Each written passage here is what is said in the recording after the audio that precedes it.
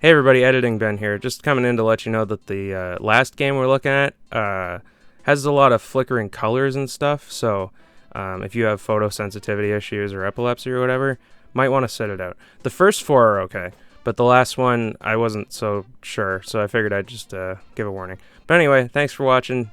Bye!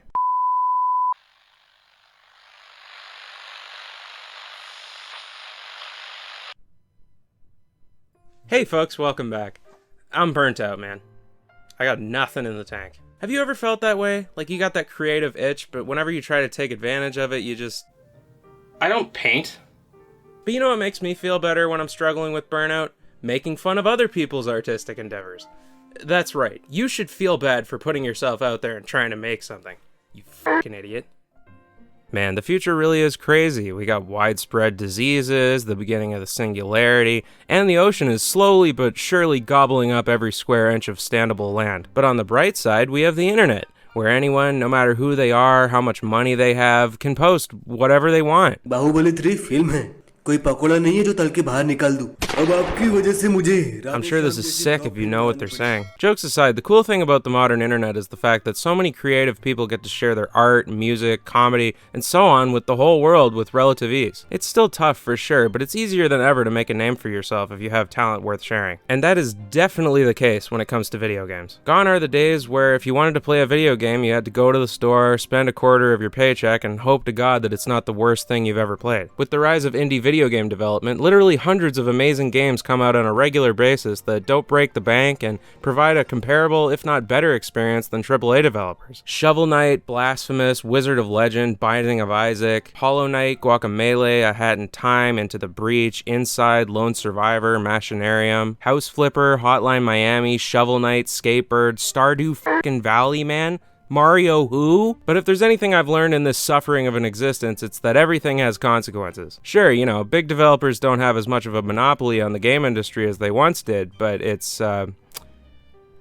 is possible to go too far in the other direction. Look, there's a lot of mediocre and, dare I say, shitty video games out there. For example, oh mom, Ben criticized my unskippable cutscene simulator. That's right, folks, it's garbage collection time. I've compiled 5 games, and we're gonna look at them and crack some jokes. It'll be a fun time. And if any of the developers who made any of these games are watching this, please don't get offended. I'm just goofing around. And if it makes you feel any better, feel free to make fun of me. I'm an easy target. Look at me. The first game we're playing is called Ninja Guy. It starts with an opening cutscene, so let's just hop right in. The path of the ninja is full of peril.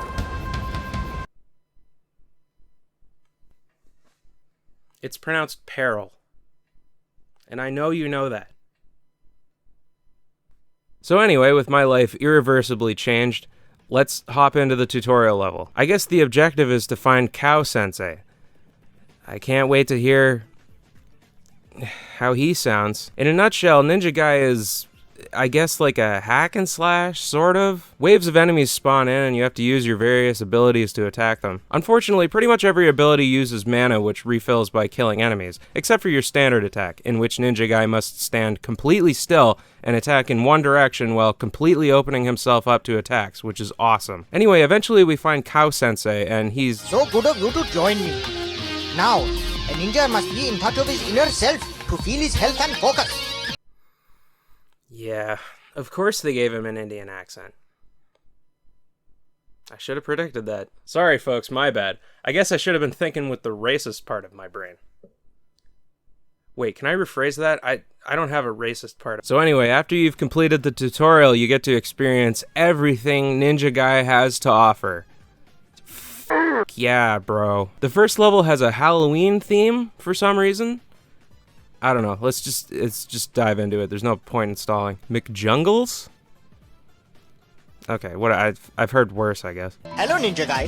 Meet Billy.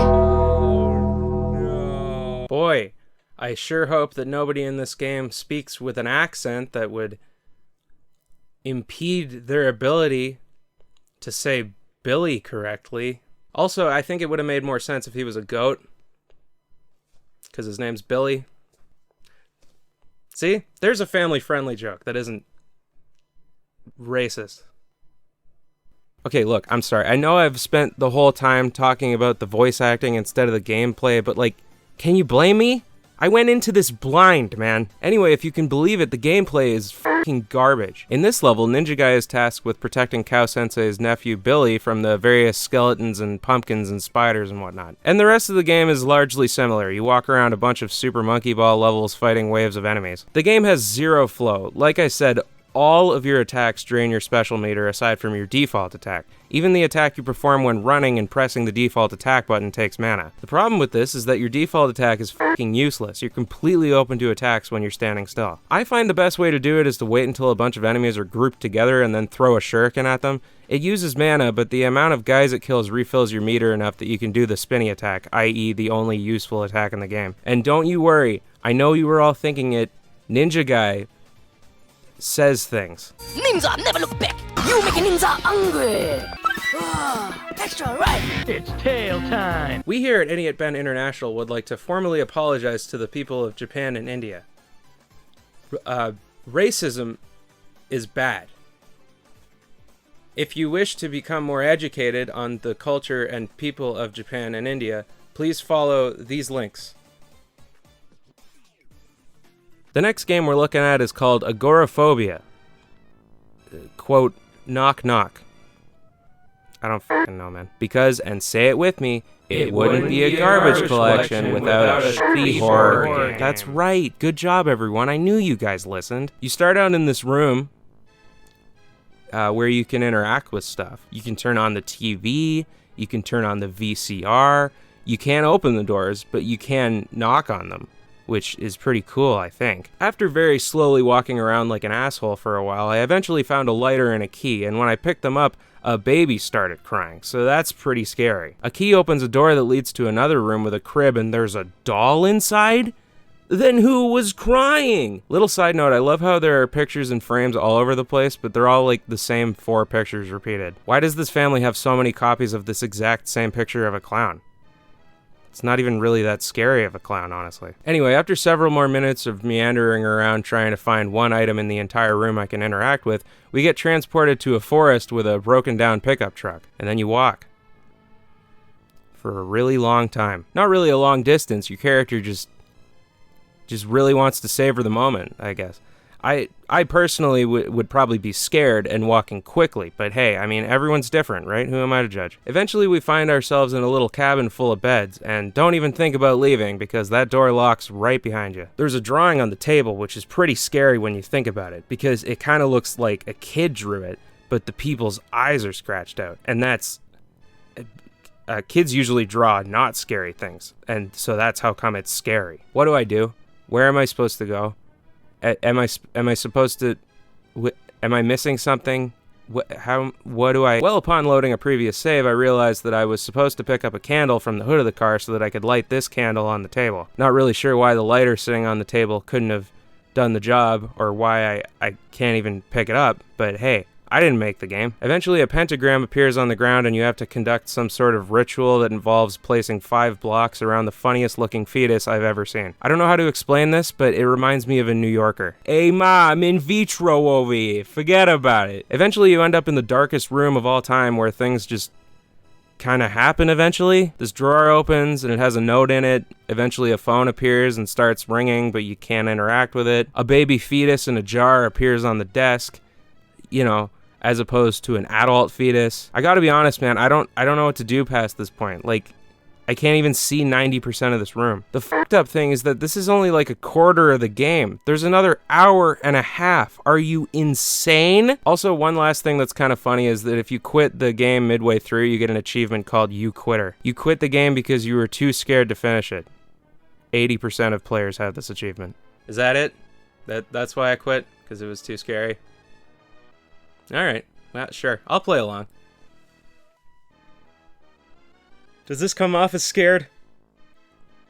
Strike Force Remastered. I know what you're thinking. Holy shit, Ben. Are you telling me that you got your hands on the remaster of everyone's favorite game, Strike Force? Hell yeah, I did. I just bought it on Steam, though. It wasn't that big a deal. I'm not sure what you're so surprised for. So if you can't tell by the, how do I put this?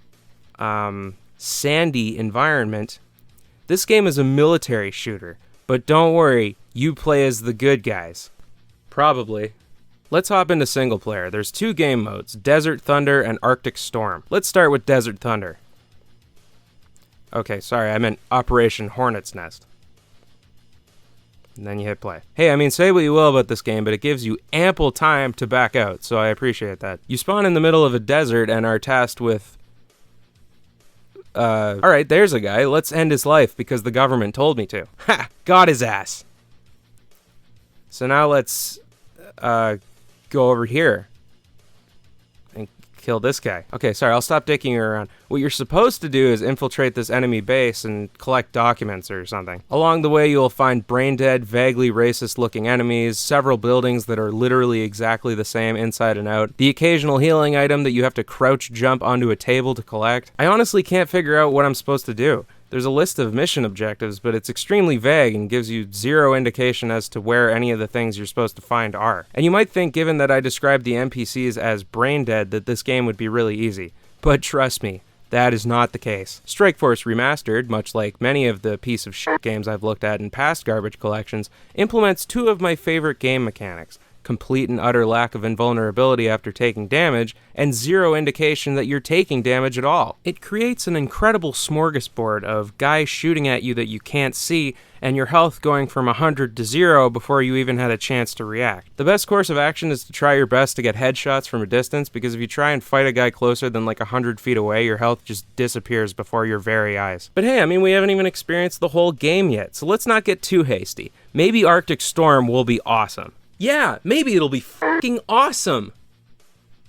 It's exactly the fucking same. I gotta give credit where credit is due, though. The music in this level is genuinely pretty fun, if a little generic.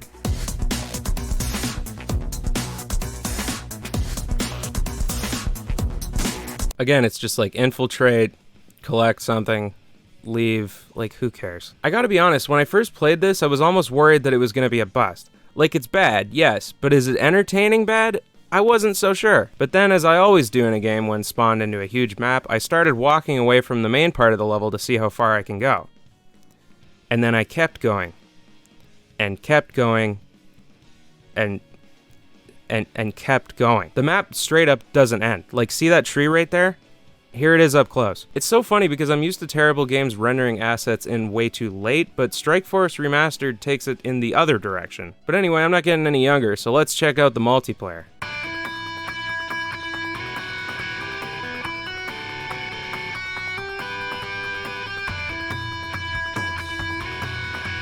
It's Flat Out 3 time, baby, and get ready because this one comes with a personal anecdote. Yes, personal anecdote. Arthur, are you gonna cut to... As I'm sure you can imagine, these garbage collection episodes require a lot of scouring the internet for the worst of the worst that whatever platform I'm looking at has to offer. And I've known about Flat Out 3 for a long time because it's widely regarded as one of the worst games on Steam. Steam250.com currently has it as number 2 in the top 100 worst games on Steam. And if you go to Steam and sort by user rating, it's the 3rd worst game of all time, only behind Airport Simulator 2014 and a game called Superpower 3, which I'm intrigued by, but I don't know if I'm $30 intrigued. But anyway, you're probably thinking, oh Ben, if it's the worst game on Steam, why are you talking about it second last? Shouldn't it be the main event? And look, this game is terrible, rest assured. But the last game we're looking at, let's just say that you'll understand when we get there. But in the meantime, here's Flat Out 3.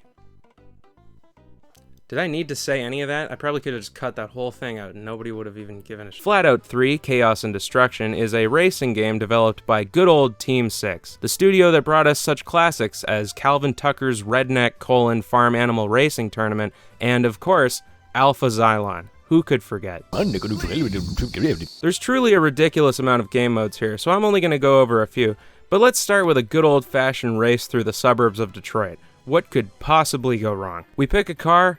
Phenomenal job, guys. I love how this one has 99 painted on either side, but our buddies over at Team 6 couldn't be f***ed to flip it horizontally for the passenger side, so it just says this. Hey guys, don't let me tell you how to do your job or whatever, but 88 would have been the same backward and forward.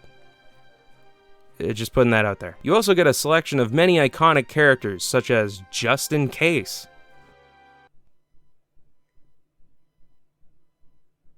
You also got Ava Mentos, Eric Speed, Bob Earl Homer Deluxe, and my personal favorite, X-Mass 2011, which is a really funny coincidence because I've always wanted to name my first daughter that. Anyway, once you actually get in, it's just like a pretty shitty racing game. There's not even really all that much to talk about, honestly. It just kind of sucks. It's basically like a standard drag racing game mixed with Twisted Metal because you can destroy the other cars. But that said, there's not really any reason to do that. Even the AI doesn't really try to take out other cars because they're just too focused on winning the race. I also love that there's no music at all.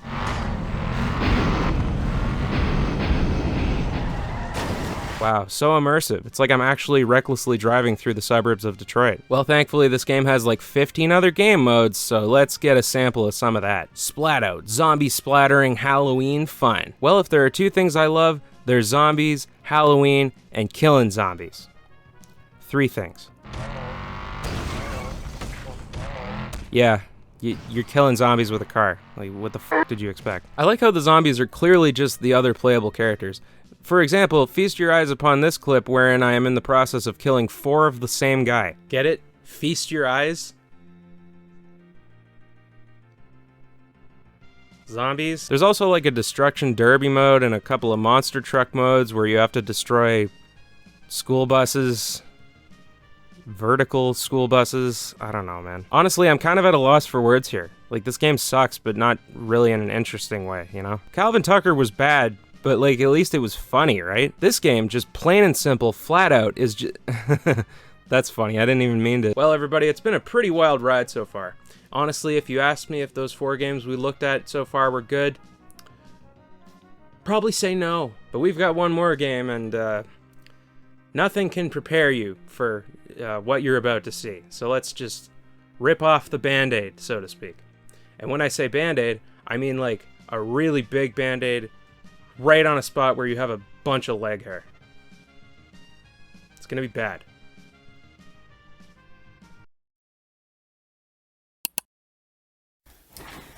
Hi, it's us again, Shovelware Queens. Oh, trust me, no introduction needed. I'm a huge shovelhead.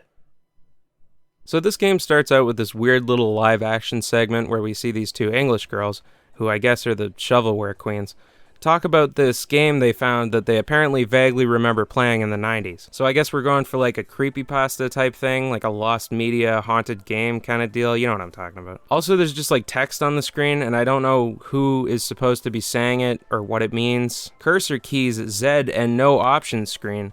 OMG. I don't know what the f you're looking at me for. So anyway, the queens pop the non-specific cartridge into their non-specific console and the game starts. What is it with these games? The loud music! By faith, Enoch was translated that he should not see death, and was not found, because... Oh, okay, never mind. So this last game is called Uriel's Chasm, and it has an opening cutscene, so let's get into it. The same dream every night. I'm falling into a garden of paradise. I feel the very essence. Yeah, so it's just a bunch of fucking nonsense read out as slowly as humanly possible. In a nutshell, you play as a character named Sister Tabitha who, after being asleep for 8 years, was sent somewhere in the galaxy to investigate the disappearance of what they call an orbital monastery called Enoch's Hope. Also, spoiler, this is like a religious game. I can't really tell if it's pro or anti-Christianity, but it's definitely got something to say about the big book, that's for sure. After several hours of dialogue, we find ourselves in the first level, which is like a top-down space shooter type thing. Also, there's this master's thesis at the bottom of the screen here that explains the objective and how to play the game. Basically, what you're supposed to do here is shoot asteroids and collect Bible fragments and dimethyltryptamine? Jesus, why would you make up a substance like that and give it such a long and difficult to pronounce name? What's extra funny is that the acronym on screen for it is DMT, which is either intentional or a very unfortunate coincidence. I wonder what the full name of the drug DMT is.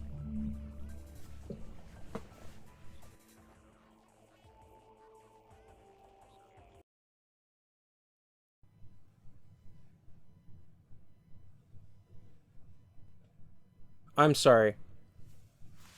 You mean to tell me that the objective of this game is to shoot asteroids to reveal Bible pages using DMT? I don't even know what you want me to say here. Like, I feel like the dynamic is getting flipped here, you know? Like, I feel like I'm getting made fun of by this game.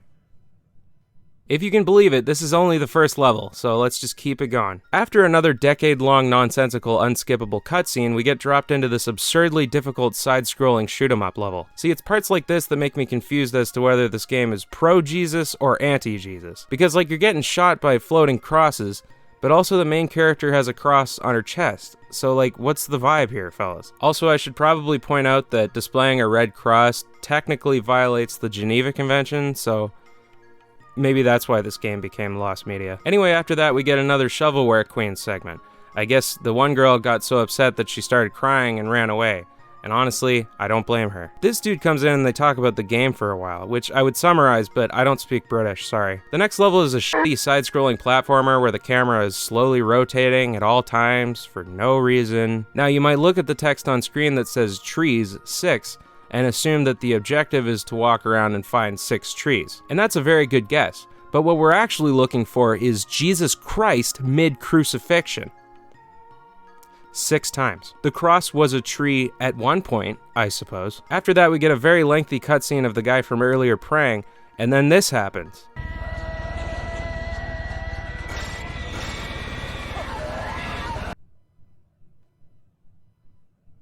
Giraffe? Okay, that's it. This game is a joke. They have to be in on it, right? What is this? Giraffe? Why? Does this happen in the Bible? Because if so, maybe I'll give it a read, honestly. And that's all there is to this game. If you can actually manage to kill this giraffe, which I'm not afraid to admit, I did not, the game just ends. We don't find out what happened to the Shovelware Queens or their buddy. Nobody explains the giraffe. I don't even know who Uriel is. Well, there you have it, folks. 4 really bad games and 1... Steam truly is an incredible place. Any kind of game you could possibly imagine is on there. And also, lots of porn. Now, if you'll excuse me, I'm gonna go make an appointment with my therapist, because that last game truly was the straw that broke the camel's back. Or dare I say, the straw that broke the giraffe's back.